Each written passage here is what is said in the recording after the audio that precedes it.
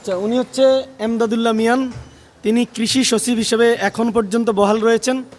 তিনি শেখ হাসিনার যে বাবা, আমরা বলবো যে শেখ হাসিনার বাবাই, যে তার জন্ম শতবর্ষ মুজিব বর্ষ নাম দিয়ে যে তারা যে একটা মানে নাটক করেছে, সেটির তিনি আয়োজকদের সদস্য সচিব ছিলেন। তিনি কতটা প্যাসিবাদের আস্থাভাজন হলে তিনি সেই দায়িত্বটা পান আপনারা জানেন। তো আজকে শেখ হাসিনা চলে গেছে এত বড় গণহত্যা করে, এখন পর্যন্ত তিনি কৃষি মন্ত্রণালয়ের তিনি সচিব হিসাবে এখনও বহাল রয়েছেন।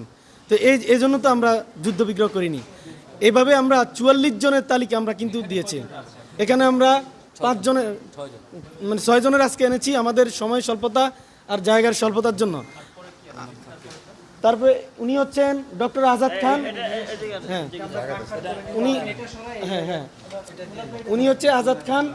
আপনি দেখেন, উনি হচ্ছে জাহাঙ্গীরনগর বিশ্ববিদ্যালয়ের বঙ্গবন্ধু সমন্বয় যে পরিষদ সেটির অ্যাক্টিভ সদস্য, এবং তিনি যে ডক্টরেট ডিগ্রিটা পেয়েছেন আব্দুল মান্নান সাহেব, সে মান্নান সাহেব ছিল ওটা সদস্য সচিব। তো তাকে এই ডক্টরেট ডিগ্রি দিয়েছে এবং সেই ডক্টরেট ডিগ্রিটাও নিয়ে অনেক প্রশ্ন আছে।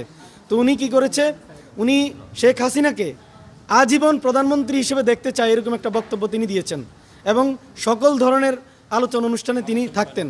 এবং এখানে যে শিক্ষা ভবন থেকে যে ধরনের প্রতিবাদী মিছিল হতো আন্দোলনের বিপক্ষে, ওগুলো তো তিনি নেপথ্যে কারিগর ছিলেন। তিনি এখন পর্যন্ত শিক্ষা মন্ত্রণালয়ের মাহশির ডিজি হিসাবে এখন পর্যন্ত বসে আছেন। আমরা আবরার স্যারকে অনেকবার তার বিরুদ্ধে আমরা করেছি। এর আগে আমরা যে সিদ্দিক জুবায়ের, তার বিরুদ্ধে আমরা জুলাই মঞ্চের ফেডে স্পষ্ট করে আমরা মানে আপত্তি জানিয়েছি যে অবিলম্বে তাকে এখান থেকে সরাতে হবে, কিন্তু তিনি প্রতিশ্রুতি দিয়েও পরে তিনি রক্ষা করেননি। হ্যাঁ, পরবর্তীতে যখন এই মাইলস্টোনের ঘটনাটা ঘটলো, ওটার পরিপ্রেক্ষিতে সিদ্দিক জুবায়েরকে সরিয়েছেন, কিন্তু মানে মাইলস্টোনের যে সমস্যাটা ওইখানে কিন্তু তার নামটা আসে নাই, এই জন্য সে এখন পর্যন্ত বহাল।